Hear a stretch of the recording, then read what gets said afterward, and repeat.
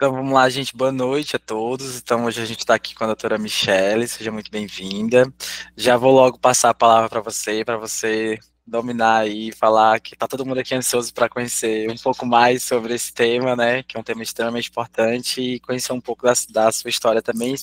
Peço que você se apresente, nos diga aí e aí tá contigo a bola, tá bom? Bom, gente, meu nome é Michele Daltro, eu sou daqui de Cuiabá, Mato Grosso.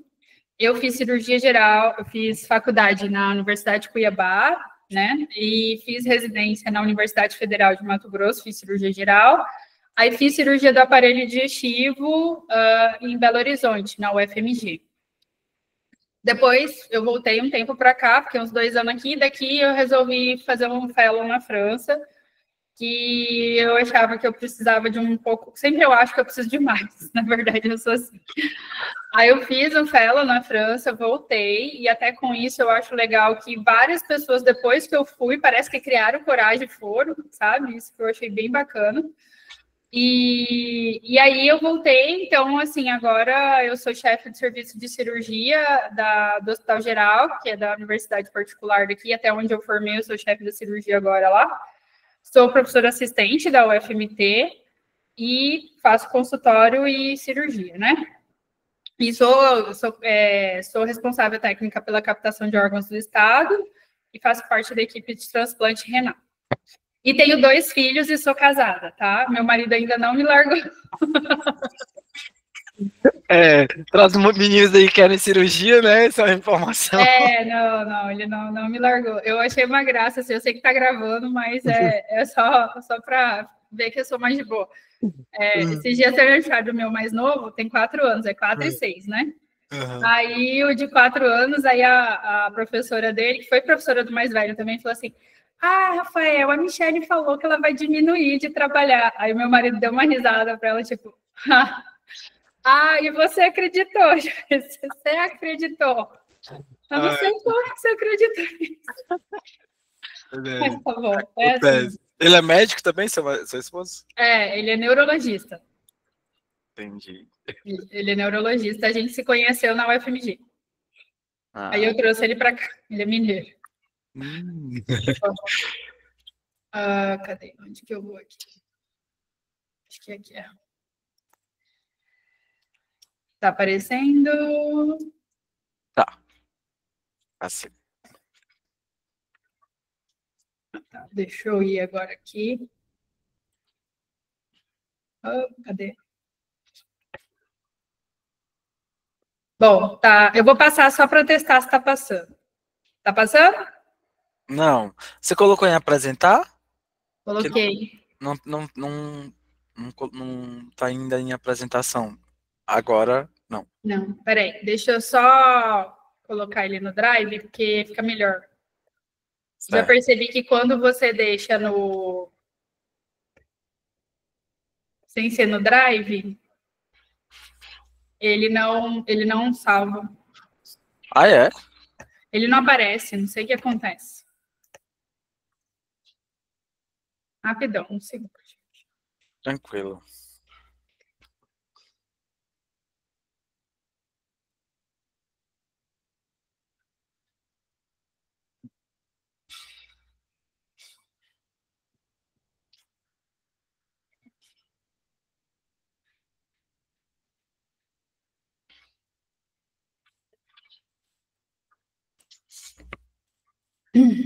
Aconteceu isso comigo esses dias.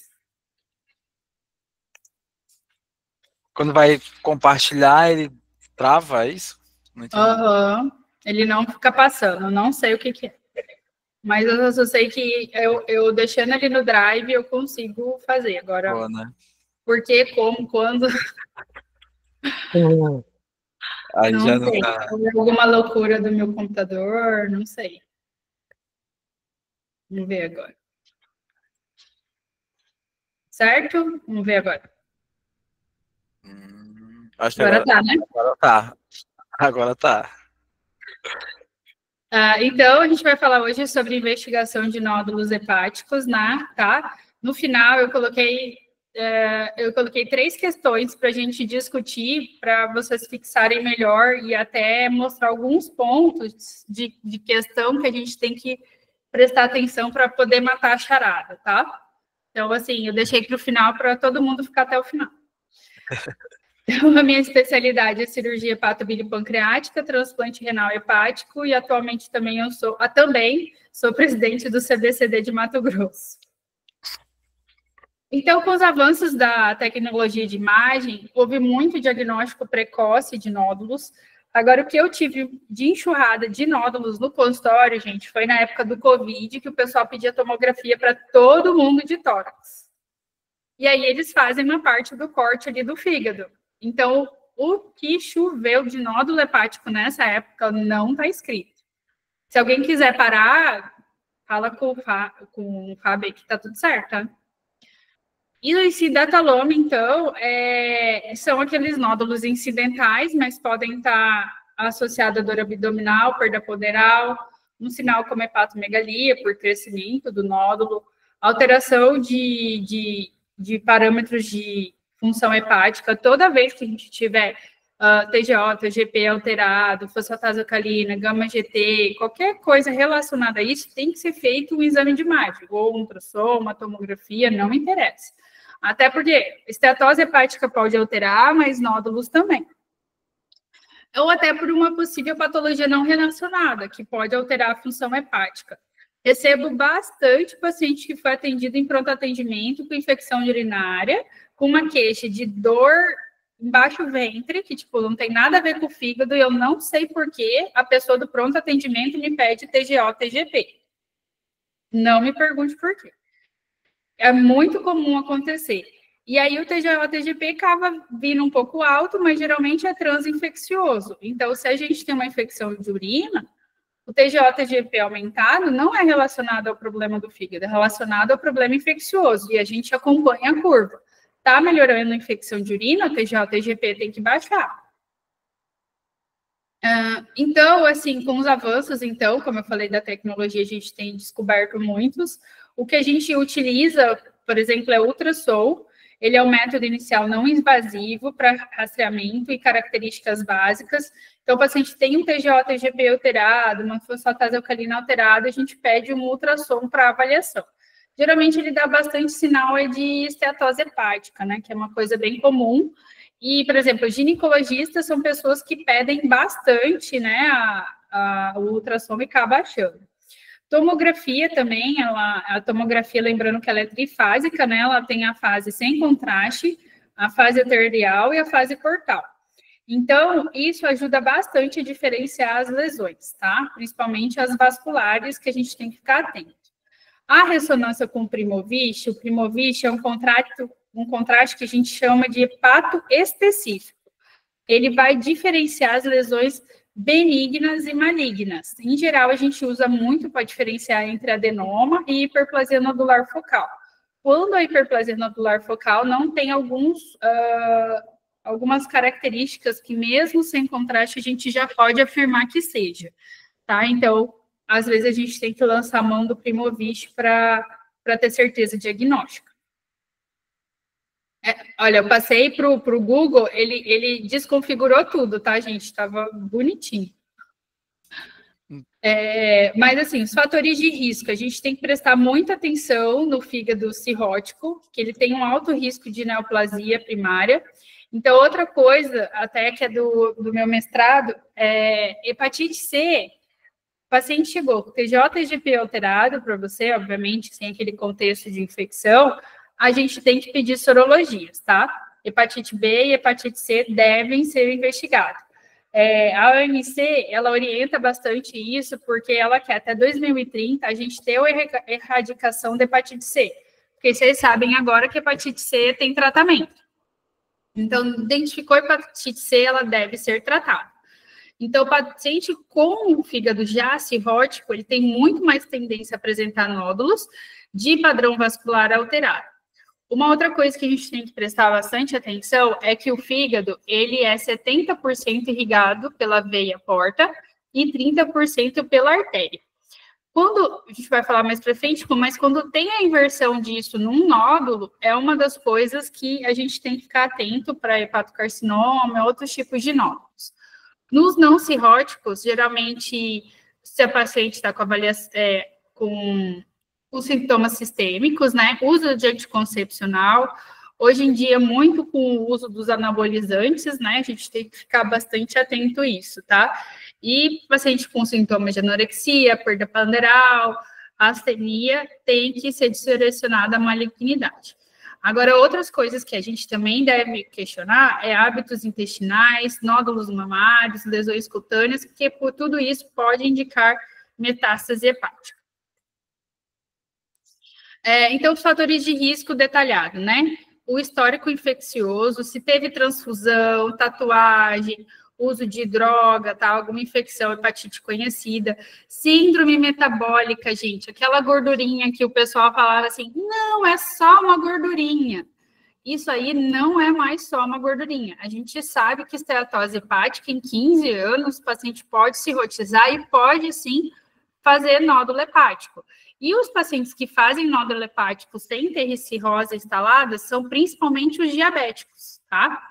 Eu até explico para o paciente diabético, eu falo, ó, tá vendo essa sua hemoglobina glicada aqui de 8,5, 10? Então, ela tá fritando o seu fígado. Eu falo dessa forma, para a pessoa entender, sabe? Doenças cardiovasculares, a gente tem que lembrar bastante da insuficiência cardíaca. A insuficiência cardíaca, ela faz o edema periportal do fígado e com isso vai lesando o fígado também, tá? Histórico de medicação, tamoxifeno, né, o uso de quimioterápicos relacionado à oxaplatina também pode dar muita esteatose. Anticoncepcionais orais, a gente tem que ficar atento principalmente ao estímulo dos adenomas. O adenoma ele é muito estimulado por qualquer hormônio, principalmente tanto testosterona como anticoncepcional oral. Bom, as indicações, né? Quando investigar, então, presença de fatores de risco, como eu falei, hepatite viral, síndrome metabólica, nódulos cirróticos, ele pode ter a transformação maligna. Às vezes, a gente faz a descoberta de uma lesão displásica e aí acaba evoluindo para um tumor de fígado. Nódulos múltiplos, a gente tem que pensar tanto em metástase como hepatocarcinoma multicêntrico. Quando o ultrassom não consegue definir, a gente tem que usar métodos complementares. Só um pouquinho aqui, deixa eu arrumar que tá muito feio isso aqui.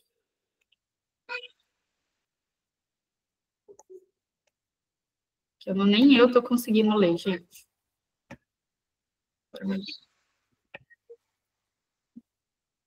Não ligue criança chorando, que é meu filho querendo subir, tá?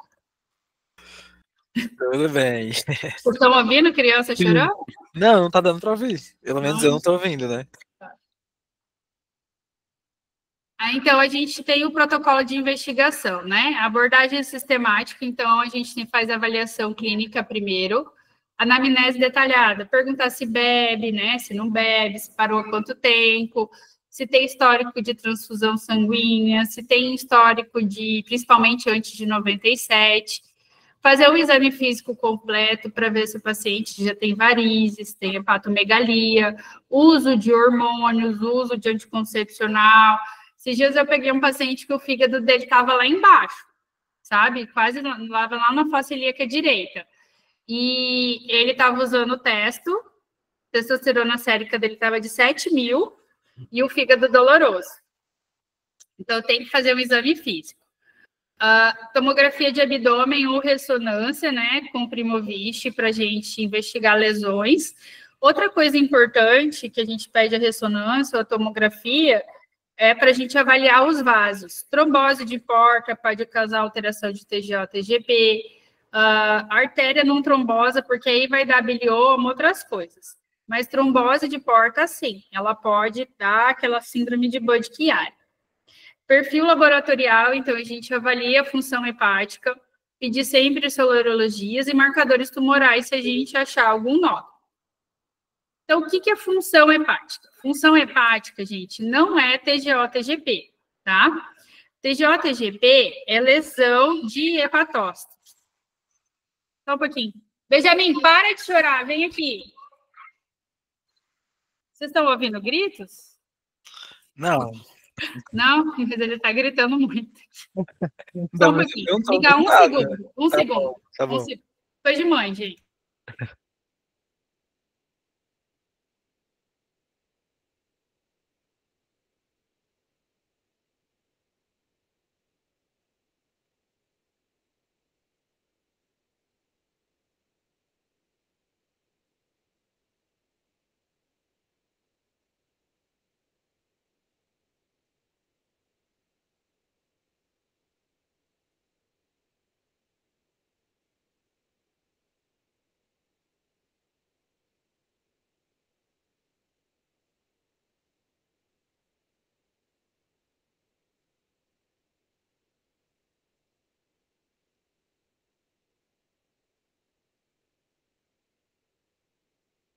Desculpa, gente. Então, como eu estava falando, o TGO-TGP... Vocês estão me ouvindo? Sim. Desculpa, tá? É criança pequena. TGO-TGP, então, ele não é função hepática, tá? Ele não é. O que é o TGO-TGP? Ele mostra a lesão do hepatócito, tá? E o fosfatase alcalina e gama-GT, ele vai mostrar a lesão de canaliculares, lesão de via biliar, lesão de vesícula, então é isso que ele vai mostrar. Eu falo isso porque, às vezes, para a gente investigar hepatite autoimune e colágeno esclerosante primária, isso ajuda bastante. Então, quando eu tenho uma doença autoimune do hepatócito, que altera bem grande é o TGO-TGP. Quando eu tenho uma hepatite medicamentosa, viral, que seja, é o TGO-TGP que sobe. O gama-GT e fosfatase alcalina, você vai ver que vai ficar tocada, mas não vai subir tanto. Agora, quando eu tenho uma lesão de via biliar, aí fosfatase alcalina e gama-GT vai para as alturas e TGO-TGP ele vai subir depois de uma obstrução de via biliar de muito tempo, tá? Então, é isso que a gente tem que prestar bastante atenção.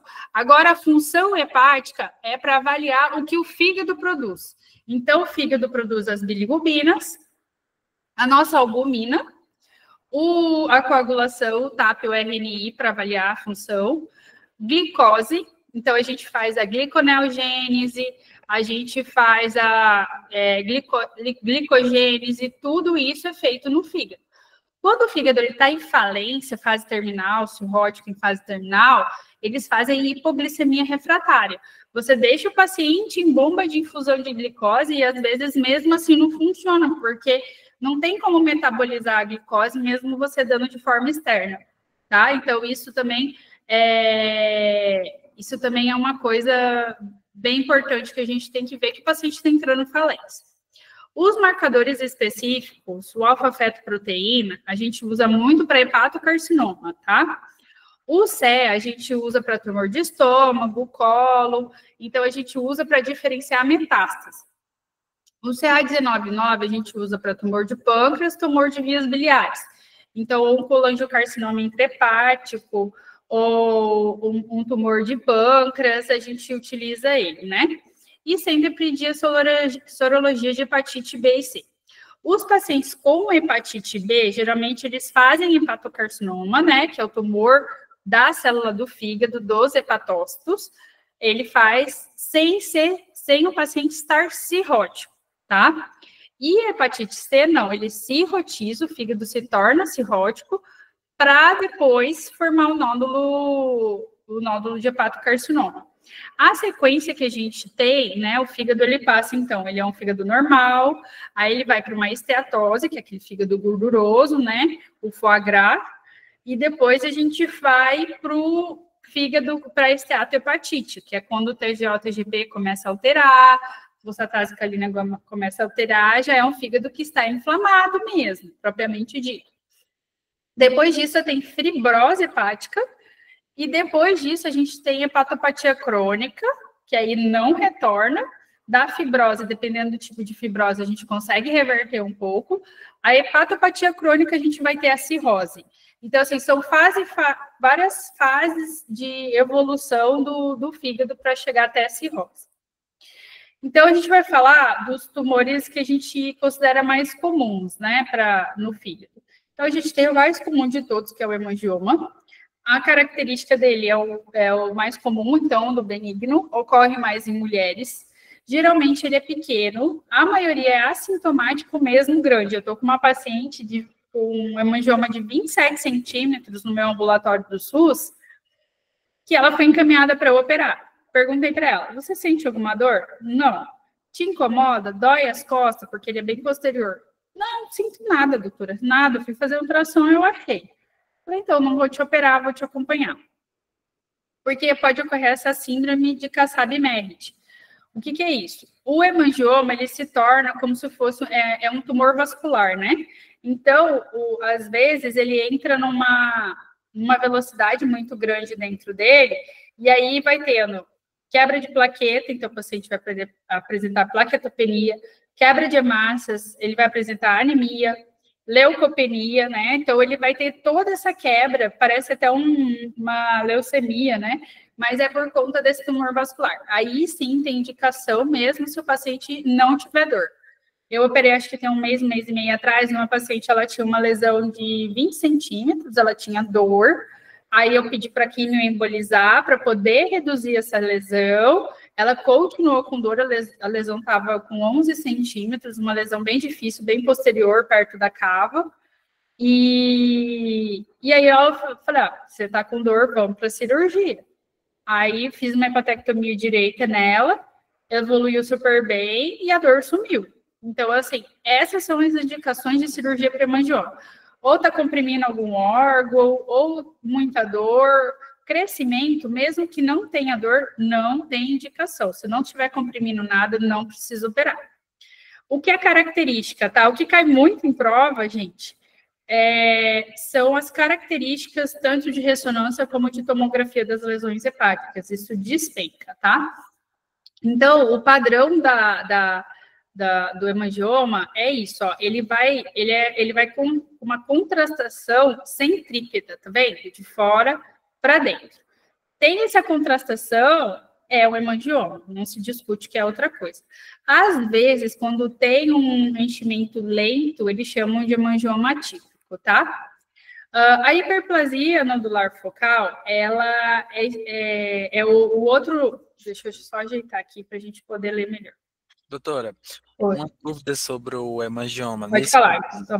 Nesse caso, ele é um tumor benigno mais comum, né, lá do fígado, mas eu tenho que fazer, após o diagnóstico, ele é assintomático, eu tenho que fazer algum tipo de exame seriado, ou uma avaliação periódica de quanto em quanto tempo, porque ele não maligniza, né? Não tem... Não. Assim, o que eu geralmente faço é anual, acompanhamento anual. Eu peço, assim, para o paciente não lutar jiu-jitsu, sabe? Assim, coisas que causem trauma, né? E é mais isso. Se sofrer um acidente, tiver uma pancada mais forte, avisar que tem um hemangioma, porque é uma área mais sensível. Mas ruptura de hemangioma, mesmo que é grande, é muito incomum, sabe? Então, o hemangioma, ele não faz isso. O que rompe, geralmente, é a adenoma. Então, o hemangioma eu peço para fazer um acompanhamento uma vez por ano, né? E por conta dessa síndrome que eu falei, da Kassab-Merritt, que é da anemia e tudo mais, é mais por conta disso. Mas ele não maligniza. Certo? Certo, ok, valeu. A hiperplasia nodular focal, então, ela, como que é? Um nódulo composto por hepatócitos normais em fígado normal. Então, ela não vai mudar a questão de vascularização, mas vai ter a arquitetura nodular anormal na clássica, e vasos mal formados e proliferação de ductos biliares. E na não clássica, que aí é quando a gente tem que lançar a mão do Primovich para diferenciar, ela vai ter a proliferação dos ductos presente e um dos outros componentes. E tem uma associação controversa com esteroides. O que eu vejo e os trabalhos também mostram é associado à esteatose hepática. Porque que acontece? O fígado, o que é a esteatose? É eu jogar gordura dentro do hepatócito. Lembra que a hiperplasia nodular são hepatócitos mal formados, tem proliferação vascular neles e tudo mais. Então, ele é um hepatócito, ele vai ganhar gordura se você ganhar peso ou se você entrar numa síndrome metabólica. Então, geralmente, eu controlo a síndrome metabólica dos pacientes. Paciente obeso, eu peço para emagrecer. Já usei o Mounjaro, já usei o Ozempic, o Wegovy para esses pacientes. Eu vou falar, lesão reduz, tá? Então, assim, muito relacionado à esteatose. E eu peço para não usar nem gestrinoma, nem testosterona, porque, assim, não está provado que é associado, mas acaba que estimula mesmo, né? Então, assim, é uma malformação vascular, mas não chega a ser a troca de padrão de venoso para arterial, que a gente vai ver que o adenoma acontece. Então, o hiperplasia nodular focal, ele tem uma coisa que é patognomônico dele. Não sei se vocês estão vendo aqui nessa lesão. Tá vendo minha setinha, né, Fábio? Tô vendo. Aí tem uma seta aqui desenhada. Isso aqui é característico de hiperplasia nodular. O que é isso aqui, doutora? Não sei se vocês estão vendo um ponto dentro da lesão, tá vendo? Uhum. Esse ponto onde está a minha seta, isso daí a gente chama de cicatriz central.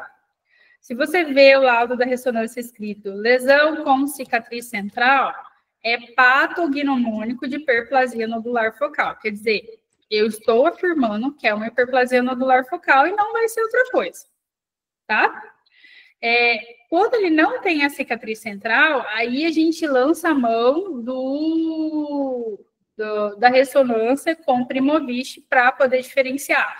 Porque o que acontece? Com Primovich, a hiperplasia nodular, ela some, você vê que você não vê mais dela, tá?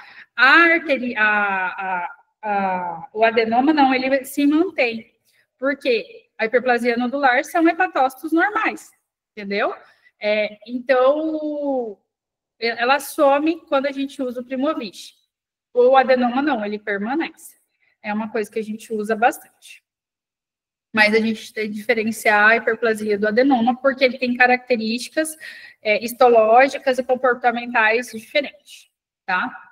Então, aqui, ó, aqui tá me olhando, aqui é uma tomografia e aqui é uma ressonância. Aqui vocês estão vendo, ó, a cicatriz central melhor, tá vendo? Olha lá.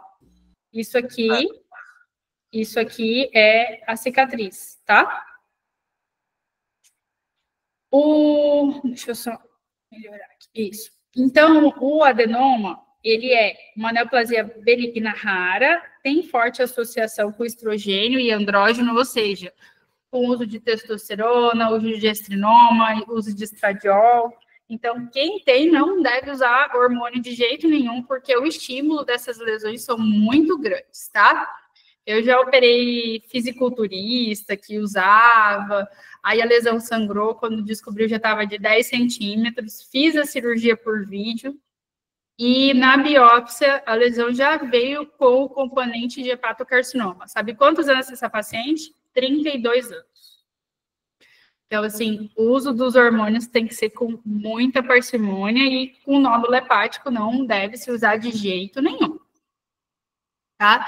Outra coisa também que estimula é a doença de depósito de glicogênio. O que é essa doença de depósito?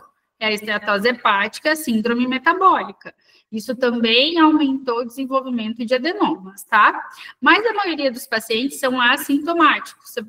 Você não vai identificar por exames de função, de TGO, TGP, e o alfa-feto, que é o marcador tumoral, também vai estar normal.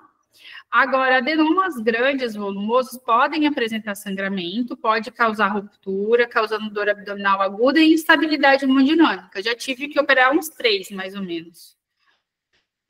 Então, eles são grandes cordões celulares, os hepatócitos têm aparência normal, mas os sinusoides estão dilatados, e o que muda é a perfusão arterial exclusiva. Então, essa lesão, ela é diferente do resto do fígado, porque, lembrando, o fígado, ele é 70%, a irrigação é venosa da porta, e essa lesão não. Ela muda o padrão vascular para arterial. E, por conta disso, ela é uma lesão que pode predispor ao hepatocarcinoma, tá? Então, o suprimento venoso arterial não existe. Ductos biliares e tratos portais também não, mas a arquitetura lobular do hepatócito é normal. Tem potencial de sangramento, né? E acompanhamento rigoroso nos maiores de 5 centímetros. Lesão maior que 5 centímetros, adenoma, é indicação cirúrgica, tá? Obviamente, se a gente vê que o paciente usa anticoncepcional, usa hormônio, é um paciente que tem esteatose, a gente pede para tirar esses fatores e reavalia em 3 a 6 meses para ver se a lesão reduziu. Se a lesão não reduziu, aí é cirurgia, tá? Primeiro tem que ver se tem esses fatores. O adenoma em homem deve ser operado, porque agora a gente usa muito isso para determinar o subtipo molecular. O alfa, o HNF1-alfa, a gente consegue fazer a diferenciação até por ressonância, tá? Agora os outros é mais difícil. O inflamatório, a gente tem que ver mais a história do paciente, se está relacionado à esteatose, uso dos hormônios e tudo mais. A mutação da beta-catetina, ele é mais comum em homens, tá? Então, e o fato da mutação da beta-catetina está relacionada à transformação do hepatocarcinoma. Então, se é uma lesão que é difícil de biopsiar, vocês vão ver que até agora eu não falei nada de biópsia, né, Fábio? Não falei nada de biópsia. Exatamente. A gente não biopsia lesão hepática. A gente biopsia, por exemplo, estou suspeitando que é um adenoma, uma lesão de difícil localização, que eu vou ter que tirar muito fígado, eu tenho certeza, eu posso ir lá biopsiar. Agora, eu tenho uma lesão ali no segmento 2 do fígado, que é uma área superficial, e pela ressonância fala que a adenoma e é maior que 5 centímetros, é cirurgia, não precisa de biópsia, tá? O povo tem uma mania de biopsiar tudo no fígado. Pelo contrário, a gente tem que biopsiar o menos possível. Então, pode perguntar. O fato da biópsia, porque ela pode aumentar a proliferação ou porque não tem realmente uma indicação? Não, por chance de sangramento mesmo. Quantas biópsias vocês já ouviram falar que sangra? A maioria, né? Uhum. Outra coisa, quando tem esse sangramento dos adenomas, ele causa abdômen agudo ou fica mais restrito ali no parênquima, no fígado mesmo?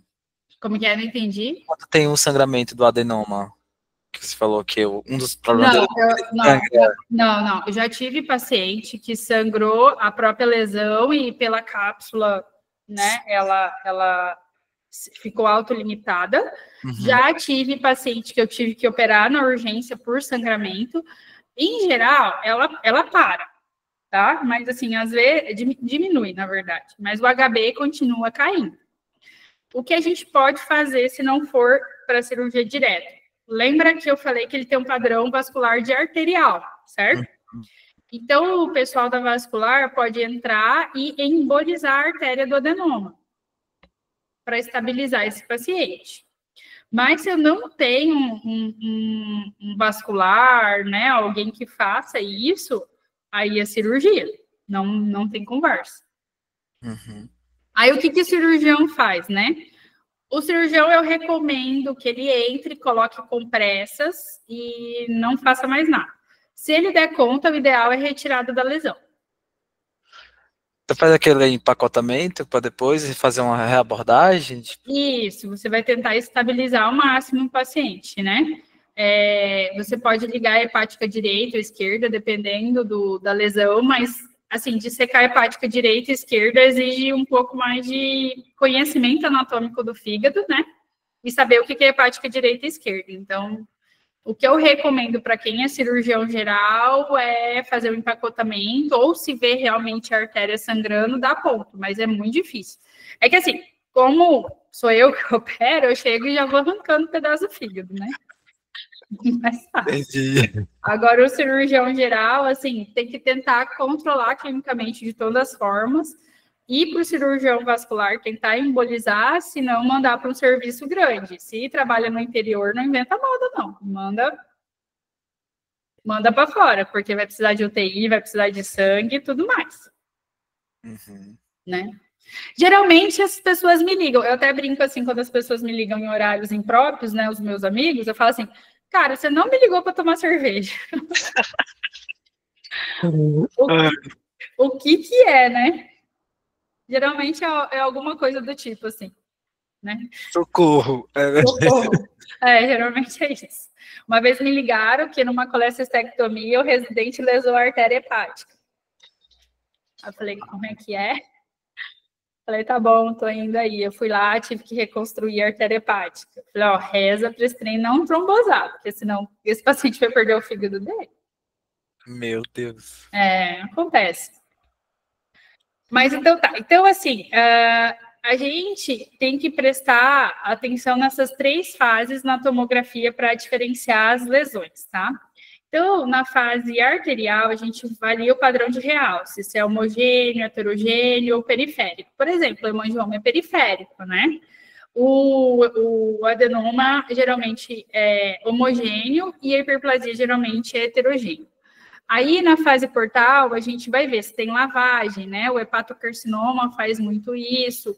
Islo intenso geralmente são metástase, né? Ou se mantém na fase arterial, na fase portal, que geralmente é o adenoma. A fase tardia, a gente tem se reteu ou se teve a lavagem total do contraste para diferenciar as lesões. Vou explicar cada uma para vocês. Opa. Então, quando eu tenho uma suspeita, né, a gente vai, de adenoma, a gente vai avaliar para ver o subtipo, né? Se for isso aqui é a avaliação do adenoma, tá, gente? Aí a gente faz uma ressonância com contraste. Se for o sexo feminino, independente do tamanho da alteração, a gente recomenda a alteração do estilo de vida, como eu falei para vocês, tirar o anticoncepcional, perda de peso se for obesa, se tiver síndrome metabólica, acho que todo mundo lembra de síndrome metabólica, né? Que é aquele paciente pré-diabético, hipertenso, obeso, tem que controlar tudo isso, né? E repetir a ressonância após 6 meses. Se a lesão estiver estável ou com redução do tamanho, a gente segue acompanhamento. Agora, se a lesão aumentou, né? Ou se manteve estável, digo, mais de 5 centímetros, né? Com aumento significativo, tipo de 5 foi para 8, aí é igual cirurgia, não tem conversa. Se não, se ela reduziu ou se manteve, a gente vai acompanhando em 12 meses. Se a dimensão estiver estável reduzindo, a gente só vai acompanhando com o exame de imagem. Lesão cresceu, não tem conversa, é igual cirurgia. Agora, sexo masculino, independente da dimensão, ele vai para a cirurgia por conta da beta-catetina, que é muito incomum em homens e o risco de hepatocarcinoma é maior. Então, hepatocarcinoma, né? Falando agora de tumores malignos. Ele é causado principalmente pelo vírus B e C e evoluindo com contexto de cirrose estabelecida, principalmente o vírus da hepatite C, como eu falei. Agora, quando o paciente já tem uma cirrose instalada, independente se é por vírus B ou C, se é por esteatose, se é por doença autoimune, se é por causa idiopática, o paciente é cirrótico. Fez ultrassom, fez a ressonância, o paciente está cirrótico.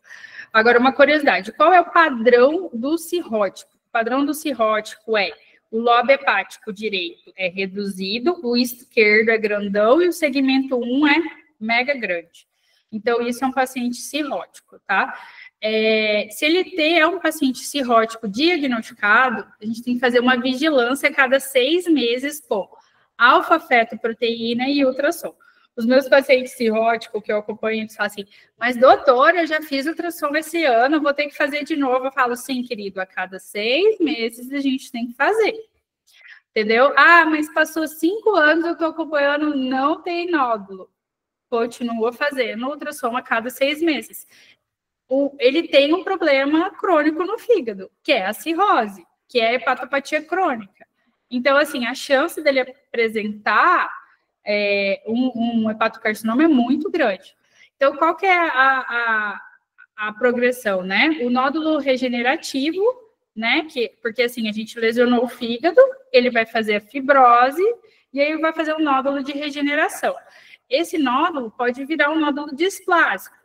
E aí o pessoal, ele faz aquela caracterização de Lee-Hartz, né? Geralmente o Lee-Hartz 2, 3, já 1 e o 2 é o regenerativo, o 3, 4 é o displásico e o 5 é o hepatocarcinoma, né? E o hepatocarcinoma, ele apresenta um padrão washout característico, né? O que é isso, o washout? Quando você vê essa descrição na ressonância com alfa-fetoproteína aumentada, não precisa de biópsia hepática. Está confirmado o diagnóstico de hepatocarcinoma para esse paciente. Aí o tratamento, doutor, o tratamento vai depender de como está o fígado dele. Se é um fígado que aí a gente vai avaliar o CHAID dele, se é CHAID A, B ou C, ou o MELD dele está alto. Geralmente a gente manda o paciente com o MELD de 13 para transplante, né? Ou CHAID B7, B8. Tem alguns corajosos que operam B8. Eu opero até B7 porque eu sei o anestesista que eu tenho, a UTI que eu tenho, então eu vou até onde o meu limite me permite, né? Então, assim, e também a localização, né? Eu vou tirar muito o fígado, vai perder muito o fígado, a quantidade de fígado que vai ficar. Isso, assim, seria outra aula, tá, para explicar todo esse processo do hepatocarcinoma. Tô imaginando aqui como teria. Esse daí é um organograma, assim, os alunos, quando eu dou essa aula, eles falam assim, professora, como você sabe isso tudo de cabeça? Eu falo, cara, a gente vai acostumar. Porque é muito difícil, porque você tem que ver qual é o PS do paciente, você tem que ver a função hepática, você tem que ver onde está a lesão para você definir o tratamento, tá? Existe alguma diferenciação assim no CHAID ou MELD, qual é o melhor deles dois? Ou um. Porque eu... Então, a gente, na verdade, para definir a função do fígado, a gente usa o CHAID, né? O CHAID, eles são o quê? Isso também cai muito na prova, né? O CHAID, eles são 3 critérios laboratoriais e 2 de exame físico. Os critérios laboratoriais o RNI, a albumina e a bilirrubina do paciente.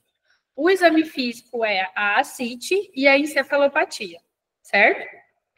Então, a gente faz o cálculo, né?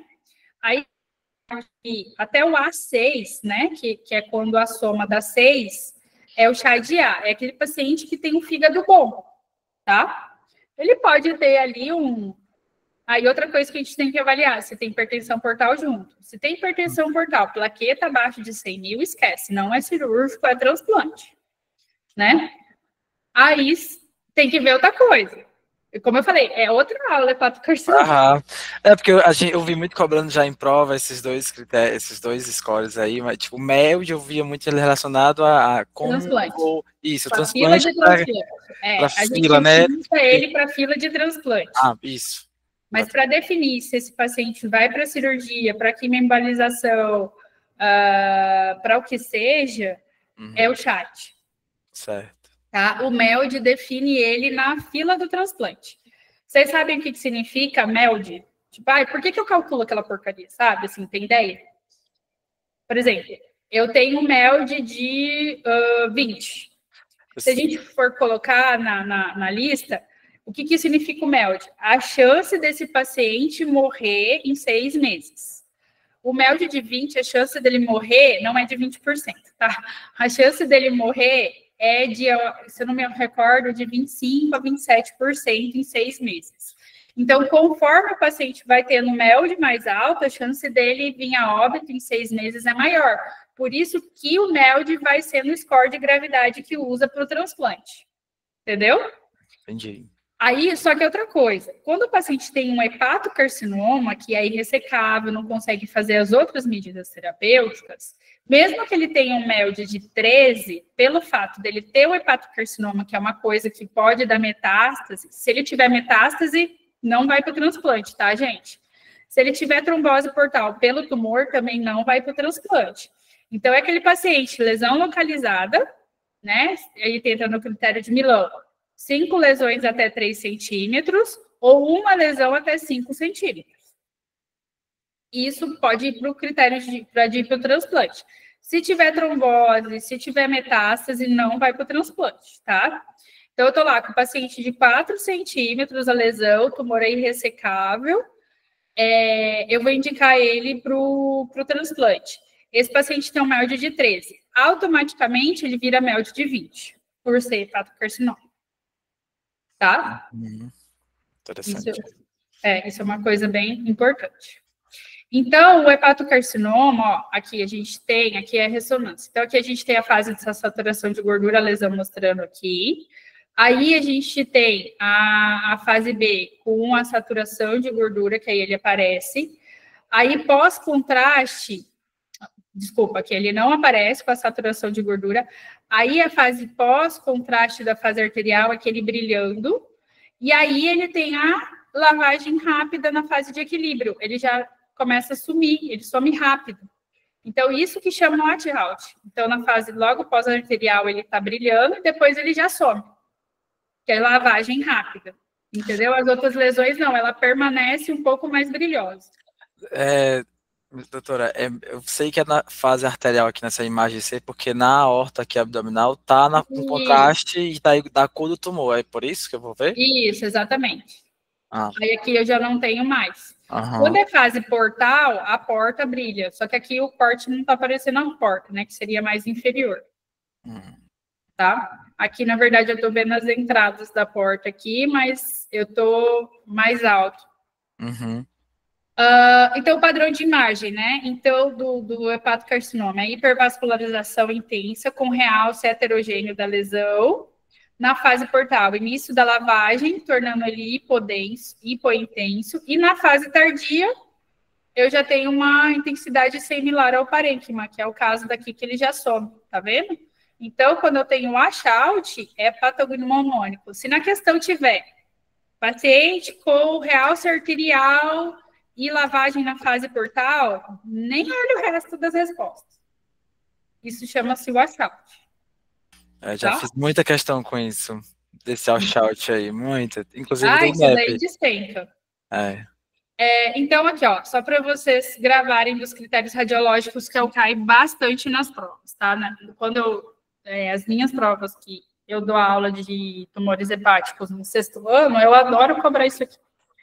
Hemangioma, então, ele tem um realce periférico nodular descontínuo, ele tem um preenchimento centrípedo, né, de fora para dentro. O HNF, a gente tem o homogêneo arterial e cicatriz central característica. O adenoma, ele tem um realce arterial intenso com lavagem portal. Possível sangramento interno também pode ter às vezes. Mas ele tem a lavagem portal, né? O washout é realce arterial, seguindo de lavagem portal na fase tardia, tá? Aqui eu tenho lavagem na fase portal e aqui eu tenho na fase tardia. Tem que ver essa diferença do adenoma também, porque como eu falei, o adenoma, ele tem um realce também na fase arterial, mas as outras sequências que é o importante para saber se o adenoma, CHC. Outra coisa, o CHC, o adenoma, ela é aquela redondinha, uma bolinha, às vezes o CHC não é, tá? O colangiocarcinoma, né, ele pode simular, né, então, o CHC, porque ele pode ser intrahepático, mas o componente dele vai ser do epitélio biliar, né? Os fatores de risco é litíase intrahepática, cisto de colédoco, identificou cisto de colédoco, é igual cirurgia, tem que fazer a retirada do colédoco e uma reconstrução em Y. Doença de Caroli, né, ou Caroli, dependendo como faça. O que é doença de Caroli, gente? São saculações na via biliar. Então, forma como se fosse, não é cisto biliar, você vê a via biliar, mas cheia de saculações, tá? Quando ela é bilateral e o paciente tem colangite de repetição, o paciente vai para o transplante. Quando ela é de um lado só, eu já operei umas 3 doenças de Caroli à direita. Você vai lá e faz hepatectomia direita desse paciente, mas você tem que tirar o colédoco e reconstruir também. Colangite esclerosante primária, aquela doença autoimune das vias biliares, também pode predispor ao colangiocarcinoma. O colangiocarcinoma tem uma diferença do tratamento do hepatocarcinoma. Quando eu vou para uma hepatectomia, o hepatocarcinoma, eu vou lá, faço hepatectomia segmentar, hepatectomia direita. Não dá para fazer nodulectomia, tirar só um nódulo na hepatectomia, no hepatocarcinoma. O colangiocarcinoma, além de eu fazer hepatectomia, eu tenho que fazer a linfadenectomia hilar e dissecar até o tronco cilíaco, tá? Por quê? porque ele faz a metástase linfonodal intensa, né? E a gente sabe que os quimioterápicos não são bons para colangiocarcinoma e a recidiva desses tumores são muito grandes, tá? Então, a gente tem que fazer toda a linfodenectomia do hilo hepático e descer até o tronco celíaco quando é hepatocarcinoma, colangiocarcinoma, perdão. A lesão intrahepática, então, ela fica entre o diagnóstico diferencial, a gente tem que diferenciar das lesões primárias hepáticas, né? Diferenciar entre hepatocarcinoma, metástase, enfim. Então, o aspecto, né, ele é ter um realce periférico em anel, com centro hipotenuante característico. Na fase portal, tem uma progressão centrípeta do realce contrastográfico, e na realce tardio persistente com componente fibrótico central. Então, ele não vai sumir igual o hepatocarcinoma na fase tardia, ele não vai fazer a lavagem, né? Ele vai ter a retenção do contraste. Isso é uma coisa que dá para diferenciar o hepatocarcinoma do colangiocarcinoma. A metástase, né? Então, elas têm um aspecto em alvo, olho de boi no ultrassom, né? E elas são lesões hipoatenuantes, né? Elas aparecem mais na fase portal, tá? Principalmente a metástase de colo. A gente pode ter tumores de gastrointestinal, de mama, de pulmão e de pâncreas, podem dar metástase para o fígado. Então, por isso que é importante na investigação de nódulo hepático, além da gente pedir o alfa-feta, pedir o CA19-9, pensando numa meta de pâncreas, e o CEA, pensando num tumor de cólon ou de estômago, tá? Então, eles podem se apresentar, então, um aspecto em alvo, com centro ecogênico com anel, realce periférico, captação cartográfica em anel nas fases iniciais, e lavagem central, necrose central com persistência do realce periférico, tá? Então, pela ressonância, tomografia, os radiologistas conseguem diferenciar de uma lesão de um hepatocarcinoma, colangio e de uma meta. Mas às vezes não, tá, gente? Às vezes, deixa eu só editar aqui rapidinho. Mas às vezes a gente tem que partir para biópsia em último caso, mas o ideal sempre é a gente tentar investigar. Usar os marcadores, pedir endoscopia, pedir colono, aí a gente pensa que seja secundário, né? Não ficou bonitinho não, mas pelo menos dá para ler. Então, lesões hipervasculares, a gente tem que pensar no hemangioma, hiperplasia nodular focal, adenoma e hepatocarcinoma. Lesão hipovascular, metástase, colangiocarcinoma e linfoma. Tá? Já tive um caso de paciente com linfoma e era igualzinho colangiocarcinoma na ressonância. Padrão misto, CHC fibrolaminar e sarcoma. Sarcoma pode acontecer em jovem, tá, gente? É bem catastrófico, aliás. Então, mas a gente vai fazer todo um contexto clínico para tentar pensar. E, por último, biopsiar.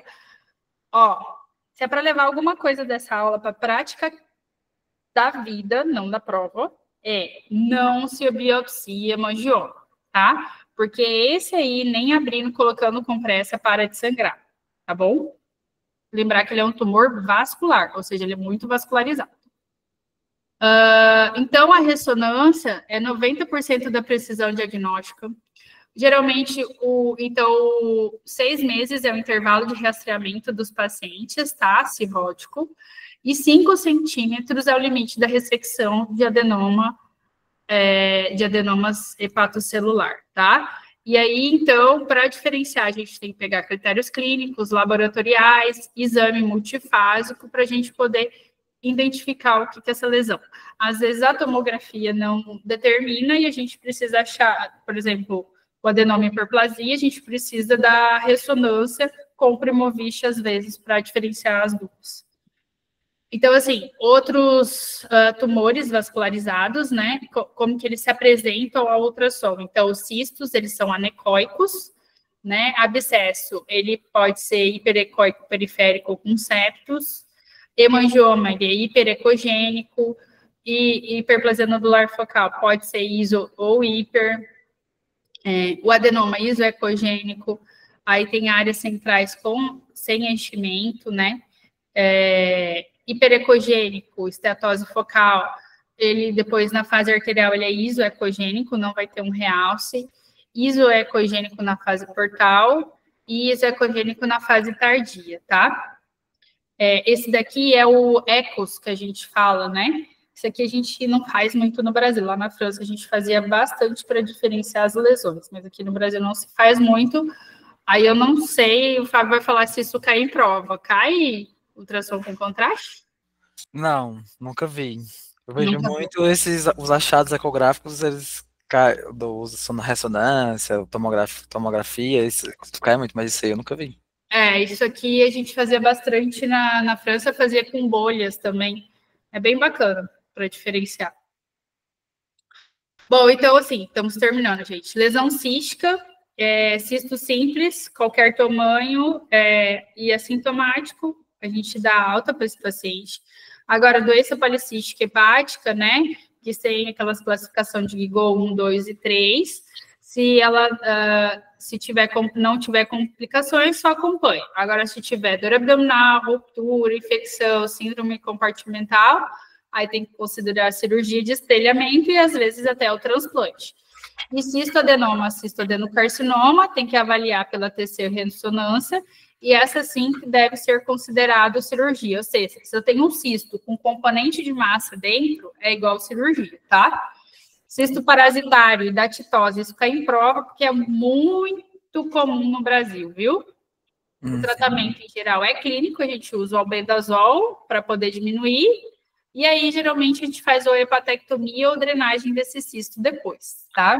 Esse seria o cisto amebiano, que eu sempre fiz na Não, esse é datitose, é do Equinococcus.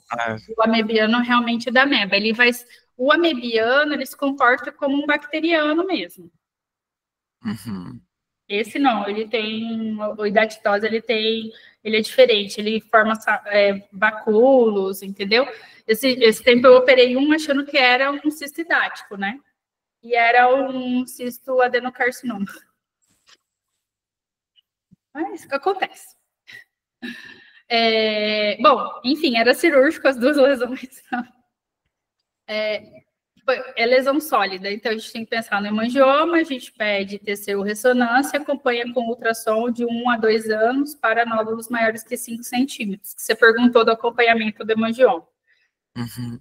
Adenoma, né, confirma com ressonância ou biópsia, em último caso, biópsia. Adenoma maior que 5 centímetros ou qualquer tamanho em homens, em mulheres que desejam engravidar, durante a gravidez ele pode ser estimulado e pode ter ruptura, tá? Se, por exemplo, já tem limítrofe de 4 centímetros e quer engravidar, tem chance de ruptura na gravidez. Então, tem que pensar em cirurgia. Se não, se for menor de 5 centímetros e for em mulher, acompanhamento a cada 6 meses e pedir para mudar o estilo de vida e tirar os hormônios. Hiperplasia nodular focal, confirmar por ressonância, né, com contraste de fato específico, e o tratamento em geral é conservador. A gente só indica cirurgia se tiver comprimindo órgãos. Eu já tive paciente que ele comprimia o ducto biliar e eu fiz a cirurgia. Então, é esses casos, sabe? Comprimiu o estômago, aí sim tem indicação cirúrgica, tá? Eu tenho um paciente que eu acompanho, a lesão tem 8 centímetros. Sem sintoma nenhum, é uma hiperplasia, tem uma cicatriz central, vida que segue. E é isso, gente. Para quem não conhece, esse cara chama Henry Bismuth. Vocês já viram sobre a classificação de Bismuth? Sim, do colangiocarcinoma, não é? E da lesão de via biliar. Esse é o Bismuth. Eu tenho uma foto com o Bismuth. Caramba! Foi num congresso que eu fui em Genebra, na Suíça, na Internacional de Fígado, e ele vai em todos os congressos internacionais.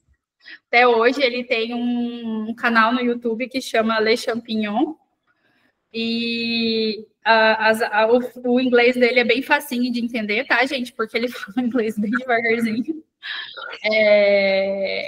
E, por curiosidade, ele não é nascido na França. Ele é francês. Ele é nascido na Argélia, Fábio. Nossa. E a Argélia é a colônia francesa. Então, ele é o que eles chamam de pied noir, que é o pé preto. Que é o francês que é nascido nas colônias francesas, mas não é... Ué, quem é Zidane? Zinedine Zidane. Ele também é Pierre Noir. Ele é nascido na Argélia. Nossa. Peraí que tem coisa aqui para eu terminar de mostrar, que é as questões. Rapidão, que são 3 questões. Que eu acho que isso é o mais interessante para vocês. Dicas da prova. Vamos lá. Ixi, que cortou. Vamos lá. Quer ler, Fábio? Pode ler, você que sabe. Lê você aí, a minha garganta já tem. Tá. Homem de 54 anos, com diagnóstico prévio de hepatite C crônica e cirrose hepática compensada. Foi submetido a ultrassonografia abdominal de rotina que evidenciou um nódulo hepático de 1,8 centímetros no segmento 8. Beleza, vamos por aí, ó. O cara já tem hepatite C crônica com cirrose. Então a gente vai ficar já, ó. Alerta. Aí. Mas ele tá assintomático, não tem icterícia, ou perda de peso. O laboratório deu um alfa-feto de 340, o TGO e TGP levemente elevados. Qual a próxima conduta mais apropriada? A cara do INEP, né? Esse negócio a informação aqui... Oi? Essa é a cara do INEP. A próxima conduta mais apropriada. Mas é do INEP mesmo. Ah, tá. Lembrando só que a alfa-fetoproteína é acima de 8, que ela é anormal. Nossa, então isso aí tá... E aí? Pedir 3 meses, essa tomografia consegue encontrar isso. Eu vou repetir ressonância com 3 meses. A lesão é maior que 1 centímetro. Não tem necessidade de repetir, tá, gente? Lesão de 1 centímetro, se o alfa-feto tivesse normal, a gente acompanharia, tá? Tem que diferenciar se é câncer, né? A resposta já tá até aqui embaixo, ó. Que usaria para diferenciar, né? As características lá para ver se era câncer e tal. Isso. O que acontece? Como foi ultrassom, né? Eu preciso ou de uma ressonância ou de uma tomografia, certo? Tomografia sem contraste vai me dar o quê? Se eu preciso que ele me dê o washout. Concorda? Uhum. Para que eu vou fazer tomografia sem contraste? É igual o paciente chega com tomografia sem contraste no meu consultório, eu falo, ó, querido, não vou fazer nada para você, toma aqui e repete o exame. Então, eu preciso do contraste.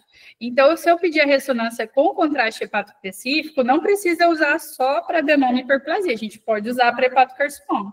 E eu não vou encaminhar para biópsia sem um exame contrastado. Entendeu? Porque se esse nódulo aqui, tá, deu washout com contraste, ó, ressonância com contraste, tá? É um padrão típico de CHC. Tem alfa-feta aumentada e tem washout. Eu não preciso de biópsia. Isso aí, Fábio, o paciente pode ser inscrito no transplante sem precisar de biópsia. Entendeu? A alfa-fetoproteína é um marcador assim, muito específico para câncer. Sim, na verdade, se eu tenho um paciente cirrótico, geralmente o alfa-feto dele pode já estar aumentado, dependendo do padrão inflamatório. Mas se eu tenho um nódulo com washout e um alfa-feto aumentado, é igual hepatocarcinoma. Entendeu? Às vezes o paciente, ele tem tanto nódulo displásico que não dá para definir onde é o hepatocarcinoma, eu já peguei paciente assim, que o paciente, você falava assim, cara, mas não achou nenhum nódulo, nenhum washout e alfa-feto de 2.000. Provavelmente ele tem muito hepatocarcinoma espalhado, entendeu? São nódulos menores de 1 centímetro. Isso dá para ver na ressonância, então, maior que 1 centímetro, né? Entendeu? Acho que tem gente perguntando aí que eu tô vendo. Cláudia, fala aí, Cláudia.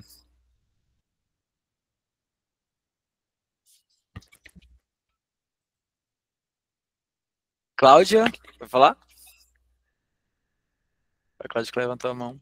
Abrir a fila, vamos ver.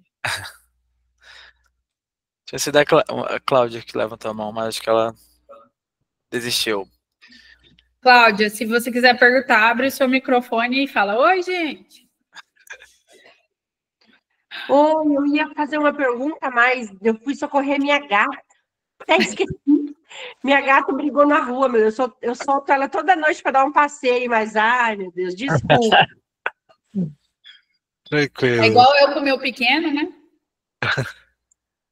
Pois é. Se o nódulo for menor que 1 centímetro, não dá para ver na imagem, é? Em geral, não. E ele fica muito indeterminado. Aí, o que, que é recomendado? Repetir exame em 3 meses. Para ver se o nódulo cresceu. Você vai fazendo isso a cada 3 meses. Se o nódulo permanecer estável, você volta para os 6 meses, igual você fazia. Uhum. Outra coisa, eu não sei mas eu já vi alguma relação entre quando eu tenho um paciente jovem, que eu tenho essa alfa-fetoproteína muito elevada, eu pensar naquele fibrolamelar, nódulo Sim, sim. fibrolamelar, Uhum, tem essa pode ser. relação que é mais Mas ele é um genética. hepatocarcinoma, né? Aí, só que ele é de mais fácil ressecção. Geralmente a gente leva para cirurgia. É um câncer, então o É um carcinoma, câncer, é. que ele é mais componente genético, né, de jovem, não é fator. Isso. Eu operei um cara com 36 anos esses tempos. E aí ele vai checar o quê para você? Sentindo sintomas e só com... Como é? Dor, mas às vezes dor, às vezes nada, às vezes um achado. Geralmente é bem achado. Para dar sintoma e dor, o negócio tem que estar bem grande. Cansaço, fadiga também, né? Uma coisa que pode dar também. Às vezes a lesão, ela comprime a cava, aí o paciente tem muita hipotensão postural. Eu vou voltar num ponto que você tocou na aula, que eu tinha notado aqui, mas vou aproveitar logo, antes que eu esqueça. Porque é uma coisa que eu vejo que está muito em alta, essa questão da esteatose hepática, né, que é muito comum, esse achado é muito comum, assim, eu sempre via no internato, o pessoal chegando, né, na ultrassom, esteatose. Não fala para o paciente que é nada, gente. Pois Sim, é, aí o povo diz, todo mundo é uma tem. coisa gravíssima. Pois é, isso aí é uma coisa que mudou agora para mim, porque eu aprendi o pessoal falando que, não, isso todo mundo tem isso, todo mundo vai dar um... E aí você falou da relação do tratamento com o Monjaro, esses outros. O benefício é muito importante, assim, para a gente recomendar realmente para todos eles. O que é esteatose hepática, né? O que eles chamam de NASH, né? Esteatose hepática não alcoólica, né? Você pode ter esteatose hepática alcoólica. Então, primeira coisa, o paciente bebe ou não bebe? Se ele beber, é um paciente que é uma esteatose pela bebida. Qual que é o tratamento? Parar de beber, né?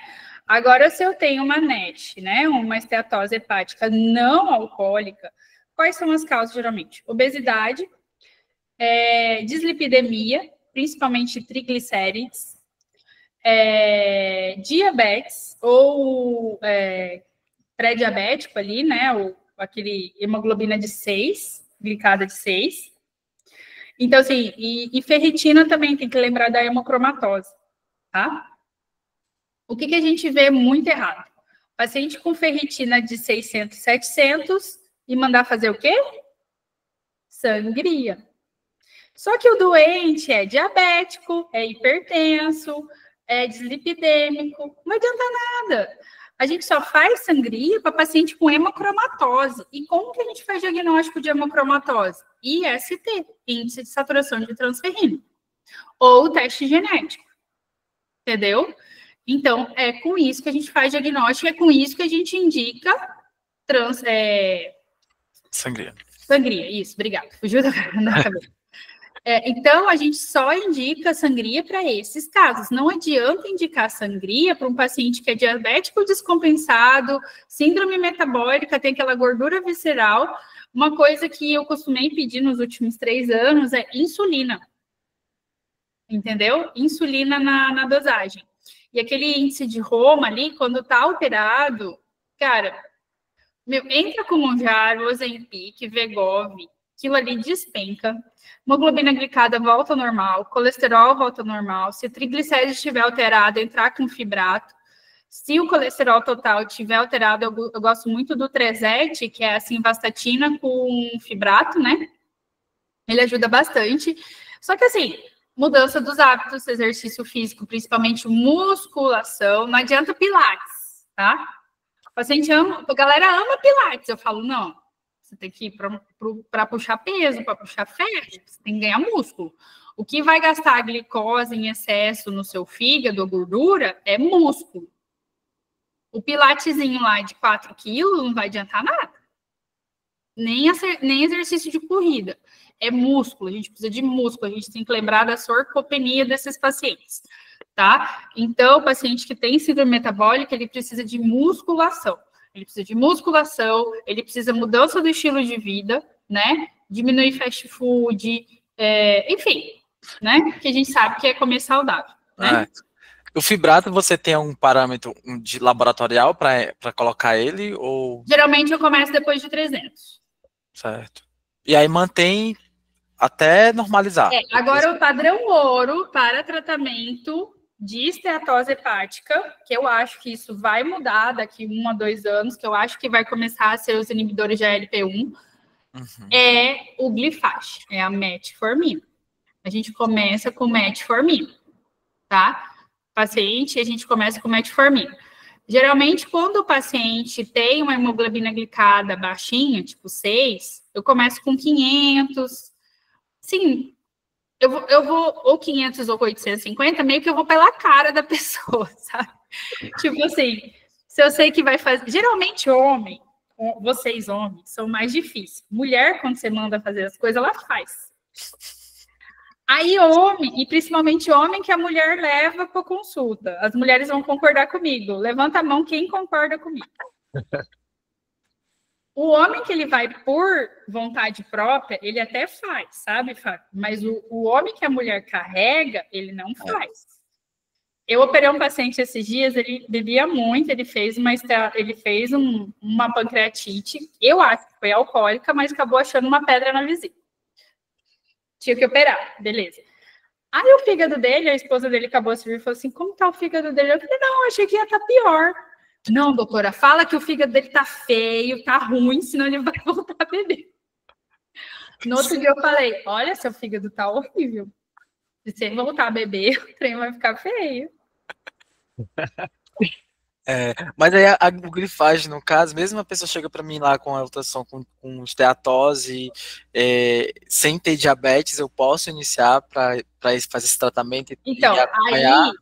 Aí, o esteatótipo, se você vê que não tem síndrome metabólica, triglicérides está normal, você vai investigar tudo isso, tá tudo normal. Mas ele tem o TGO-TGP dele de 150, 100, aquela coisa meio borderline, né? Você vai pedir hepatites. Eu já faço o combo. Eu já peço ferritina, hemoglobina glicada e hepatites. Esse é o meu combo inicial.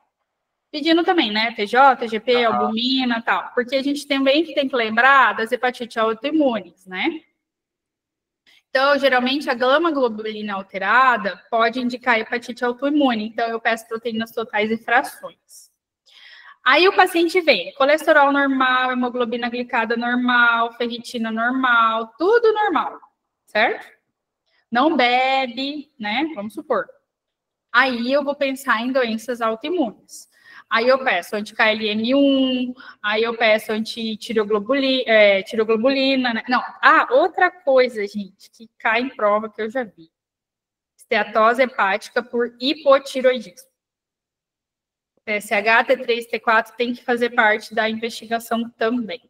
Já peguei uma paciente com TSH de 10. E ela estava fazendo uma hepatite. Meu Deus. E ninguém descobriu o que era. Aí a causa da hepatite era... O hipotiroidismo. Isso é comum? Pelo amor de Deus. Eu já peguei alguns, viu? Mas, assim, sorologias, hepatite, sorologias, né? Hepatite B e C, esses TGO, TGP, assim, tocadinhos, sabe? De longa data. Aí depois começa a ficar mais...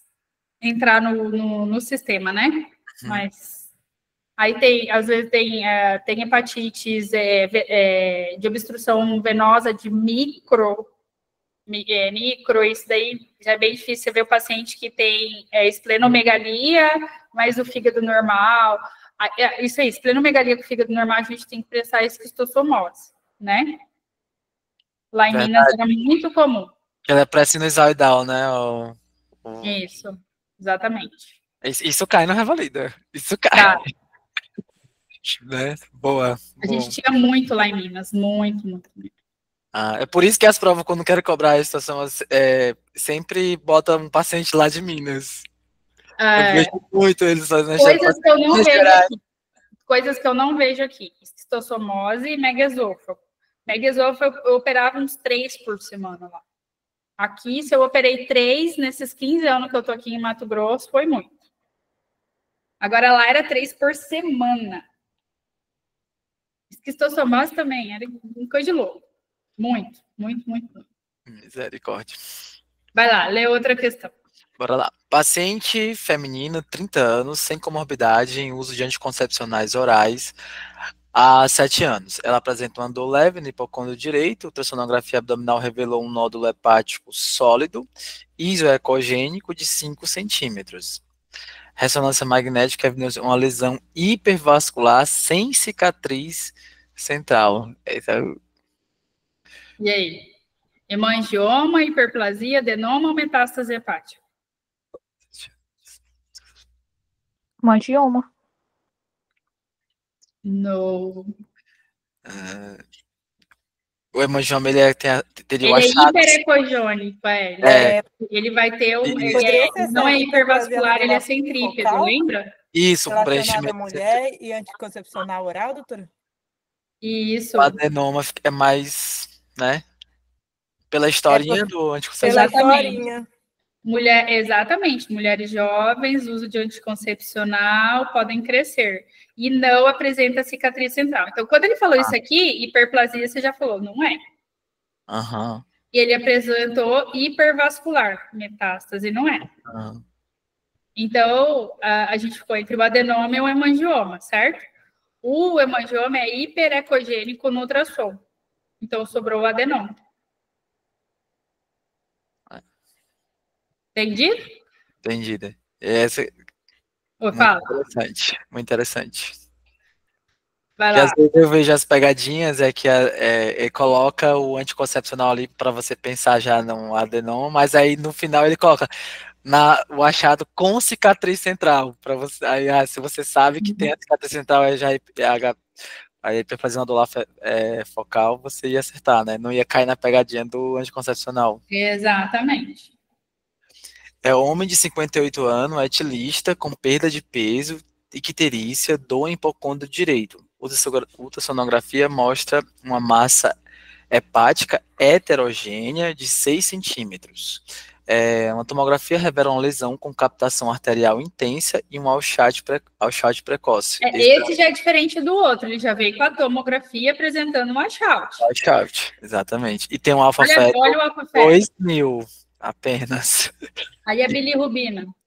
Então, elevada também, né? Essa não dá para errar, né, galera? Essa tá escrachou. Aí. Esse aqui, provavelmente, a continuação dessa pergunta seria: qual o provável tratamento para esse paciente?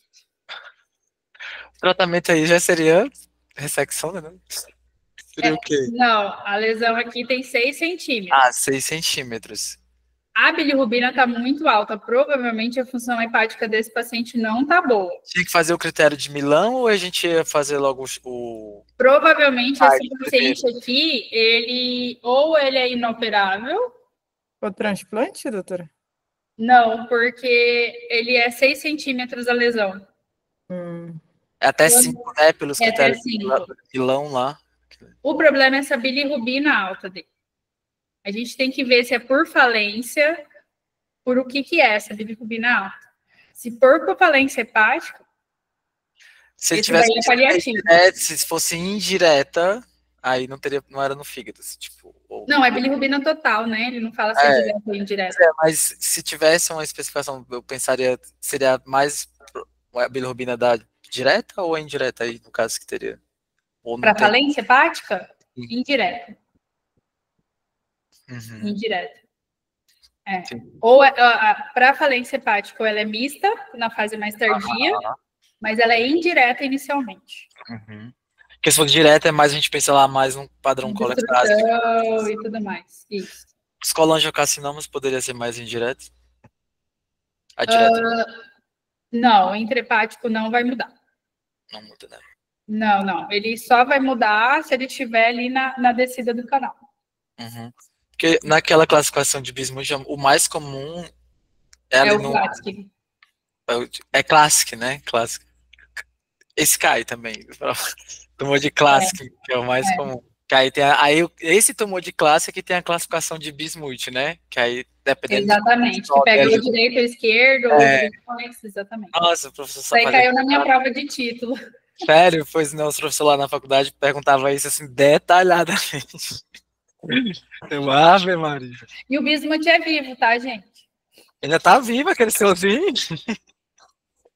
Tá. Pois tá aí. Eu falei, ele tem um canal no YouTube, Le Champignon. Vou olhar depois. E é legal as aulas que tem lá, é bem bacana.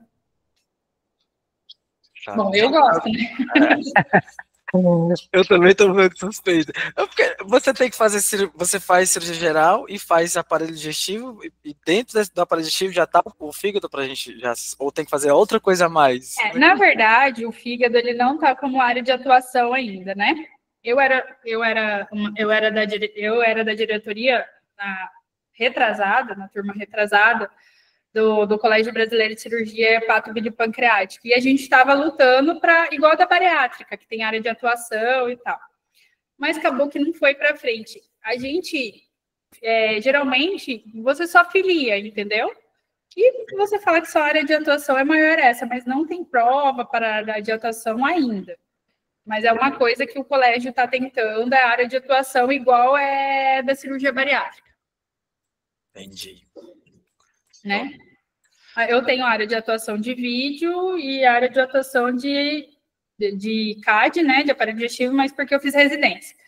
Aí, como eu sou da direção do CBCD, eu acabei fazendo a prova de título, por pressão social. Então você faz a residência do aparelho digestivo, aí você consegue fazer cirurgia de tudo, e depois faz um aparelho digestivo. Aí, exatamente, você faz o fellow no que você quer ficar mais.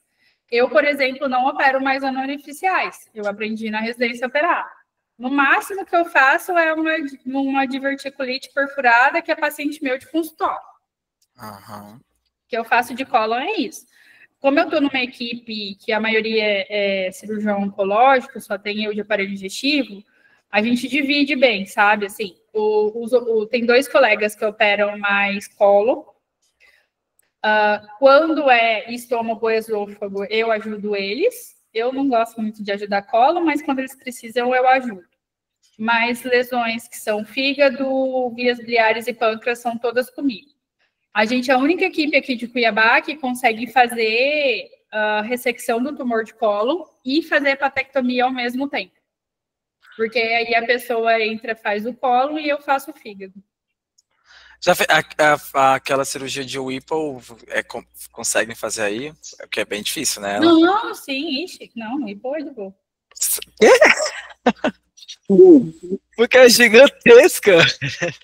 Eu faço em 4 horas, você nem vem.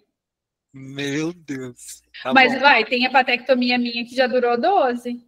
Às vezes tem hepatectomia muito mais complicada que cirurgia de Whipple. Uhum.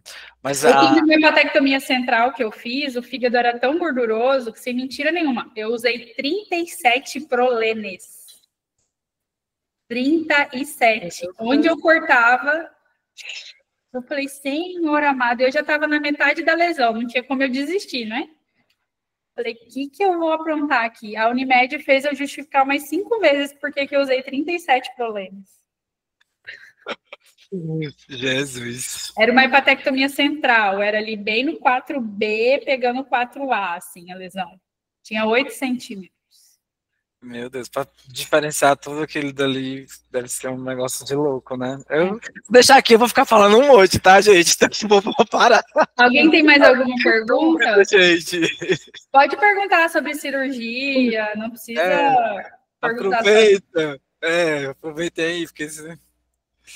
E por último aqui, né, eu quero apresentar... Vai. Por último aqui, né? Acabei não falando, né?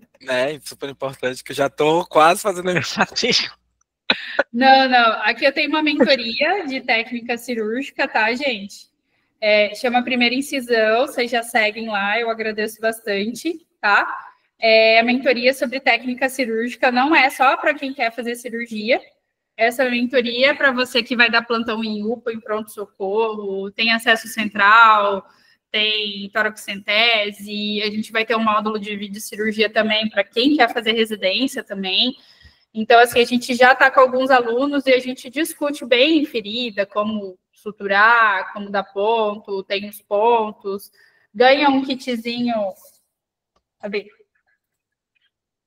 aqui, um kitzinho sutura, isso dá para ver, já vem com os materiais, vem com, será que as crianças pegaram a minha borrachinha? Tem chance, mas elas não sabem aqui no escritório, não. Aí vem com a borrachinha, ó, de treinamento. E aí a gente tem, né, as aulas gravadas, as aulas online ao vivo a cada 15 dias comigo, né? E esse sistema das aulas online são pré-determinados, né? Por exemplo, semana retrasada a gente fez sobre anestésico, que foi a primeira aula. Anestésico tópico, como fazer bloqueio, tudo tal. E aí a próxima a gente vai falar sobre eletrocirurgia. Bem bacana. E aí, conforme for... se falar assim, eu quero discutir um tema que cai em prova, a gente discute. Estou disponível para quem fizer a mentoria por 6 meses. Nossa, temos que aproveitar, então, 6 meses aí. Não sei como é que você acha tempo, porque você faz 1000 coisas aí. Nem eu. Né? Mas isso é bom. Que hora que você dorme, né? Mas é bom, muito bom. Muito Mas obrigado. Me segue, gente, porque se não tiver interesse agora, talvez mais para frente, a hora que já estiverem numa UPA, num pronto-socorro, tamo aí.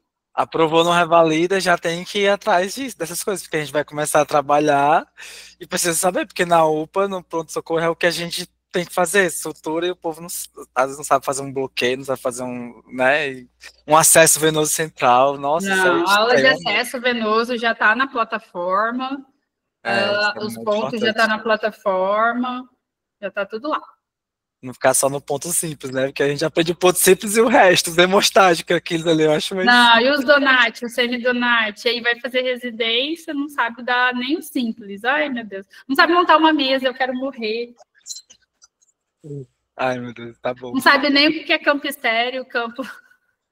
Não sabe nem montar um campo, nossa. É dramático. Eu sei bem o que eu passo. Não quero ser esse residente, viu? Mas vem cá, o residente no início do curso, ele da residência lá, o R1, ele sofre pra caralho mesmo? Ou é... Sofre, né? Tudo acaba sendo para ele, sabe? Aí, às vezes, o preceptor, eu dou uns gritos lá com os R2, R3, eu falo, não quero saber. Eu não vou sair da minha casa, parece o R2, R3 para se virar com o R1. Mas eu vou indo, né? Aí eles surgem.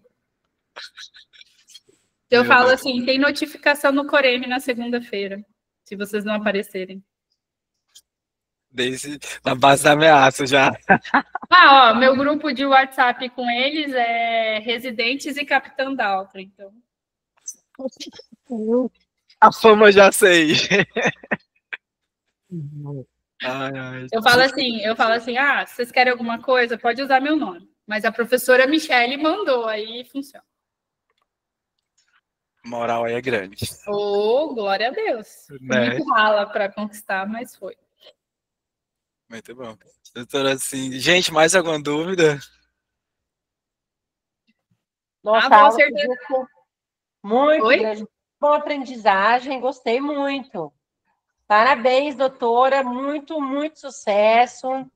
Obrigada. Muito obrigada pela oportunidade, viu? Nada. Obrigada, Cláudia. Acho que deu uma esclarecida boa E um tema que é bem difícil, né? Um tema que a gente não vê tanto, assim, e é difícil e tem se cai muito nas provas, então... Cai mesmo, e cai bastante, não cai pouco não. E eu vou te falar, até cirurgião do aparelho digestivo erra, viu? A prova aqui do EBSER do concurso, eu passei em primeiro, né? Despencou o fígado.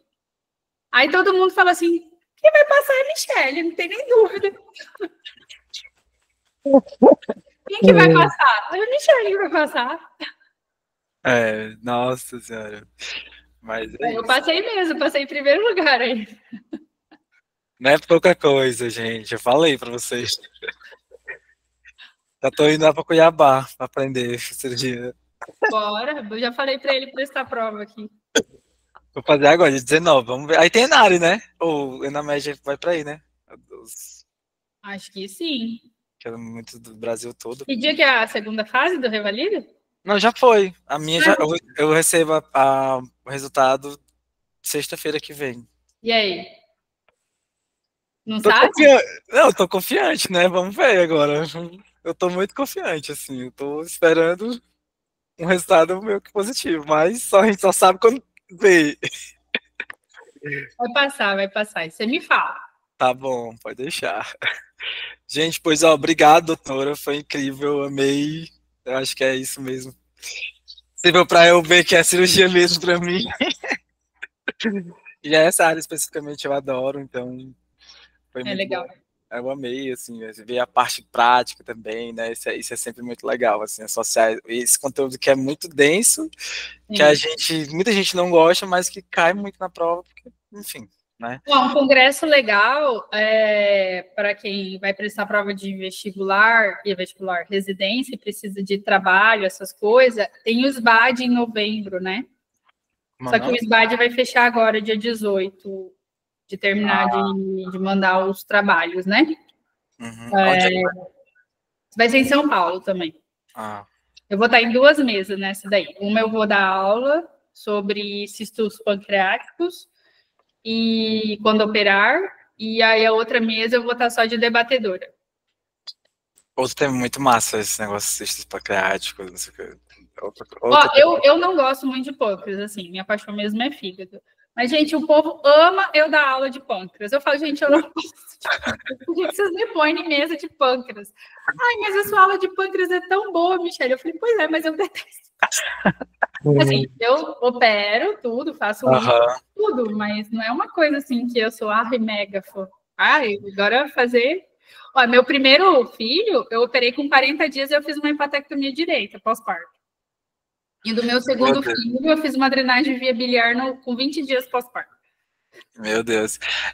Quando eu estudava essas cirurgias do aparelho digestivo, falavam assim, a mortalidade do paciente que faz cirurgia de UIP é muito alta e precisaria de ter uma habilidade muito elevada, uma curva ali durante o ano fazer várias cirurgias para poder melhorar isso aí. Na prática isso é realmente assim? Na prática é bem isso aí mesmo, viu? Precisa fazer bastante mesmo.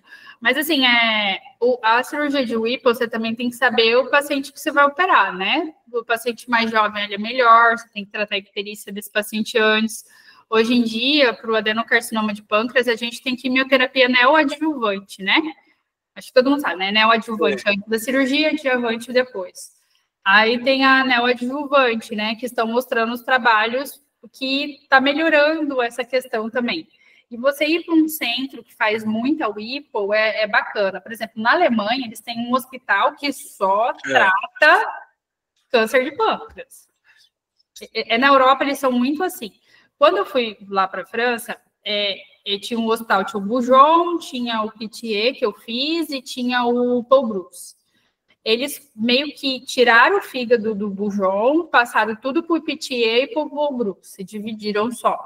Então, ficou um centro, né? Mas o hospital de lá não chega nem perto das coisas que são aqui. Lá é um prédio para transplante e aparelho digestivo, aí é um outro prédio para neurologia, um outro prédio para cardio, prédio mesmo, tipo 5 andares, sabe? É uma cidade, o hospital é uma cidade. É outra realidade. Outro nível. Igreja mesmo, igreja, não é capela, igreja, dentro do hospital. Não é capelinha que a gente está acostumado. Tá vendo, gente? É uma igreja. Aí volta pro Brasil, realidade. Nossa, o duro era o vídeo. Acostumada com aquele vídeo que você via tudo, o vídeo era em 3D e tal, e chega eu aqui com aquele vídeo. Falei, ô senhor. Agora eu estou na robótica, agora eu vou fazer o curso de robótica. Terminar meu curso de robótica, na verdade. Robótica não vê na residência, tem que ser um curso à parte, então. Muito tempo? Não, na verdade você tem que fazer 40 horas do treinamento no simulador, auxiliar 10 cirurgias e fazer 10 cirurgias com proctor, né? Que é um professor habilitado. Aí você se habilita a fazer cirurgia sozinho. Aí a robótica de um canto específico, assim, só do fígado? Não. Eu já tô com 3 pacientes de hérnia para operar por robô. Aumenta a qualidade da cirurgia? Sim, para hérnia ajuda bem, para hérnia complexa, para hepatectomia, para o Whipple, então, assim, os trabalhos mostram que laparoscópica nem se faz mais, Whipple por laparoscopia. Eu, assim, nas minhas Whipples, eu faço a parte de dissecção, eu faço por vídeo, e a reconstrução eu faço aberto. Eu faço uma incisão aqui e reconstruo aberto. Mas toda a dissecção ali da porta, tudo, eu faço por vídeo. Aí agora, se Deus quiser, eu vou começar a fazer tudo por robô. Aí o robô tem que ser aberto também, ou... Não, aí robô você faz a reconstrução, tudo. É outro mundo. O robô, ele tem isso aqui, ó, que a gente não tem na vídeo. Ele tem essa munheca. Então, isso aqui ajuda bastante. Na vídeo, para você fazer a anastomose do pâncreas com o intestino, é bem difícil. Imagina. É melhor, o robô é bem melhor. O pessoal faz muito robô. Mas só tem grandes centros, né, assim, para... Não, tem robô aqui em Cuiabá, a gente tem 2 robôs aqui. O robô, ele cresceu bastante mesmo. Eu sei que aqui no Ceará já tem uns hospitais também que tem. Tem, o Dr. Guges, ele opera robô, ele fez até um curso de robótica comigo. Dr. Guges? Guges, ele é do transplante hepático. O Gustavo Rondello, o Gustavo... Gustavo? É Gustavo? Esqueci o sobrenome dele agora. Ele também é daí. Ele faz robô. Top. Pois tá, gente. Então tá bom, galera. Vou marcar uma sessão com você, doutora. Pra eu me animar mais daqui na cirurgia, que eu tava meio desanimado, mas agora eu me animei de novo. Não, você falar que cirurgia comigo, pra mim é apaixonante, eu amo o que eu faço. Né? Doutor, isso eu ia falar muito, nossa, é muito gostoso ouvir você falar, porque a gente vê que você faz porque realmente você gosta, isso é muito bom. Sim. Muito bom mesmo. Eu fico pensando assim, meu Deus, que pena que eu não tive a oportunidade de estudar mais cedo, mas tudo bem, né? Não, mas eu conheço gente que fez residência de cirurgia bem depois, viu? Você quer fazer qual área, Cláudia? Talvez eu tô velhinha, doutora. Tá nada. Não, acho que vou ficar em consultinha de estratégia da família, porque eu já tô velha. Não, velha não, né? Acho isso, Cláudia. Não, mas assim, nossa, porque assim, medicina era o meu sonho, né? Mas nunca pude. Aí eu tive a oportunidade já depois dos 40, né? Então, agora é lutar para ser revalida, preciso passar e tal. Mas eu acho muito lindo. Nossa, eu fico assim babando, sabe? Escutar vocês falando, eu acho a coisa mais linda mesmo. É muito lindo. Parabéns. Obrigada. E eu vou falar, eu acho que meu filho mais velho quer fazer medicina, porque ele pega meus livros de anatomia e ele fica folheando tudo. Nossa! Que top! Ele fala que quer ser médico da NASA. Olha, viu? Que lindo! Seguindo os passos aí da mãe, né? O meu marido falou, você não quer fazer neuro? Ele, não, eu quero ser cirurgião igual a minha mãe. Quer cortar o povo. Eu amei conhecer vocês por aqui. Nossa, eu tô honrada, maravilhada. Muito obrigada. Cláudia.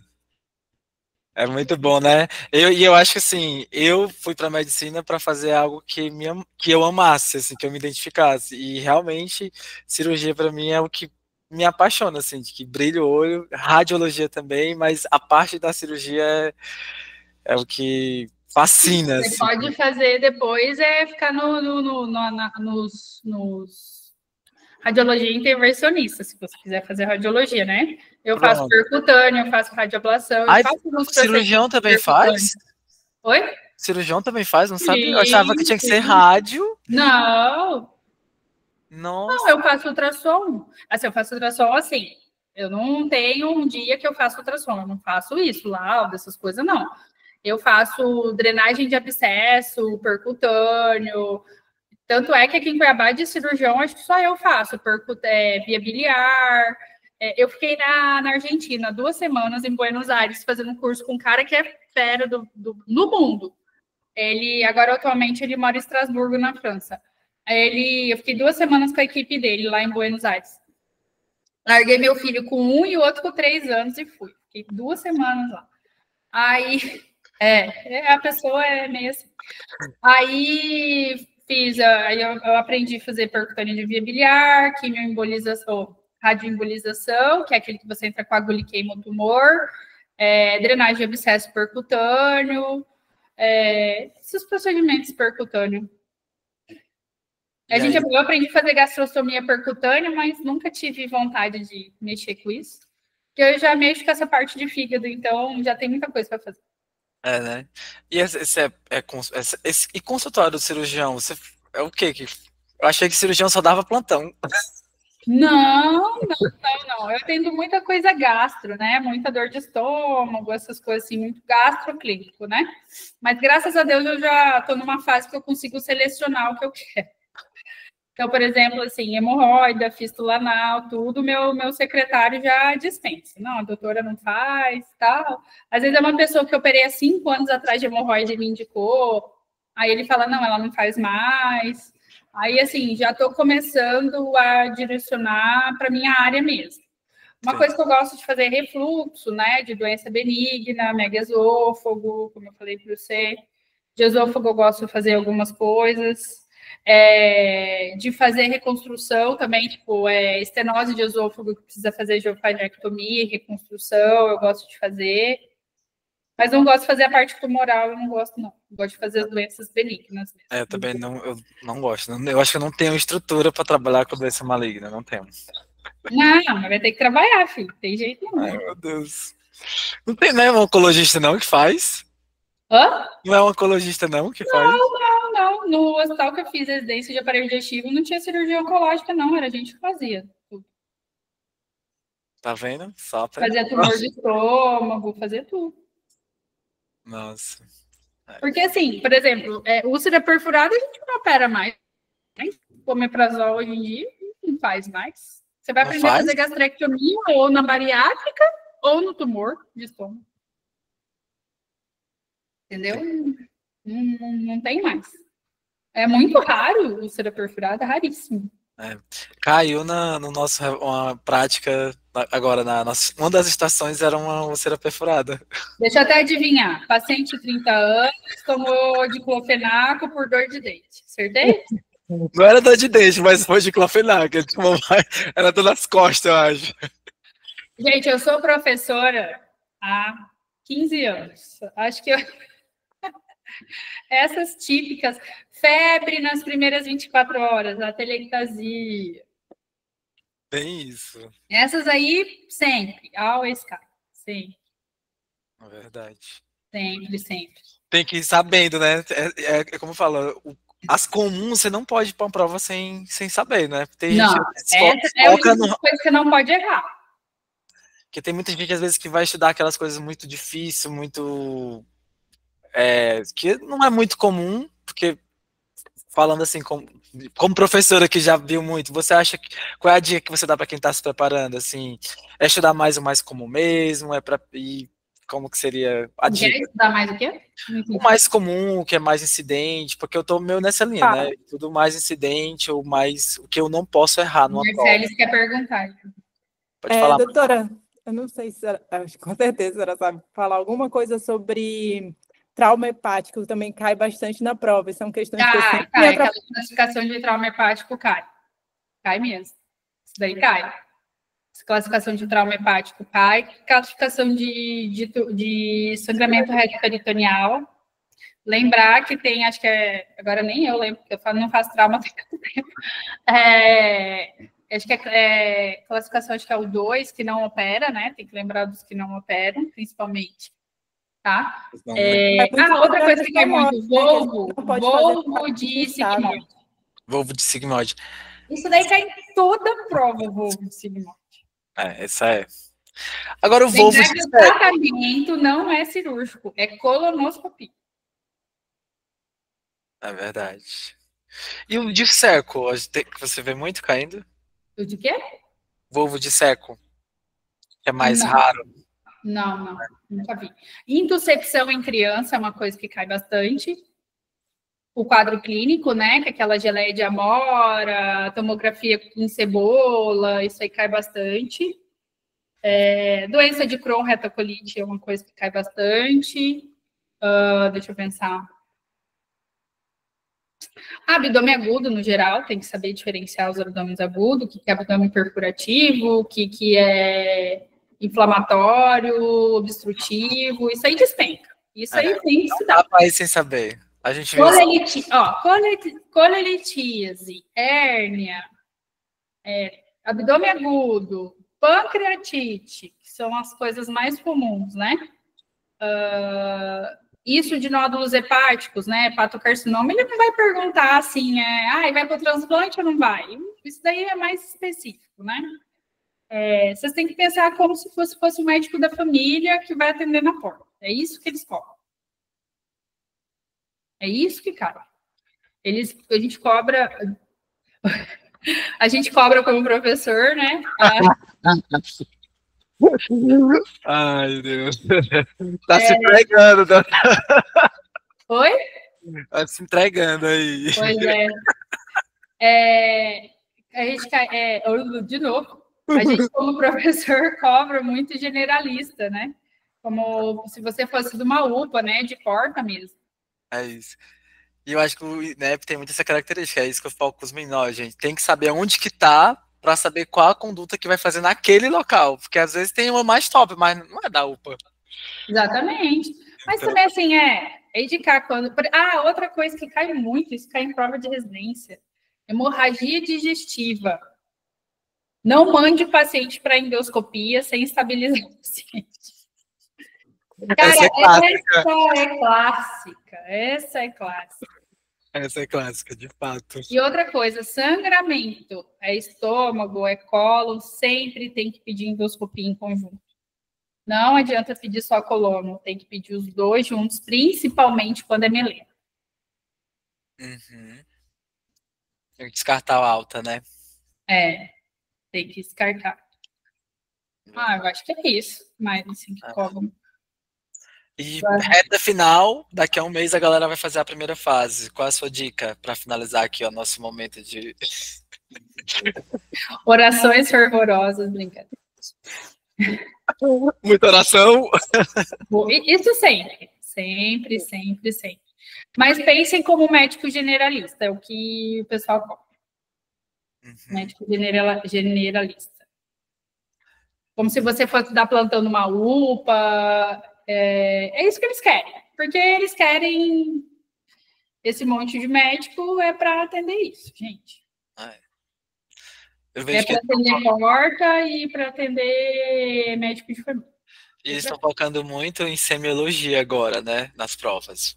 Eu não sei se é porque sabe que a tendência na UPA, no POI, não tem tanto recurso. Então, se você tem um bom conhecimento de semiologia, você consegue direcionar melhor o seu exame físico e fazer um diagnóstico mais... Não sei se é... Igual eu falei, paciente com dor em região baixa do abdômen. Você vai pedir TGO e TGB? Que cristão que você vai pedir TGO, TGB? A minha rotina. Não, então você não sabe medicina. A pessoa estava com dor típica de isura, dor para urinar, e você vai pedir TGO, TGB? Da onde, cristão? Não tem como, entendeu?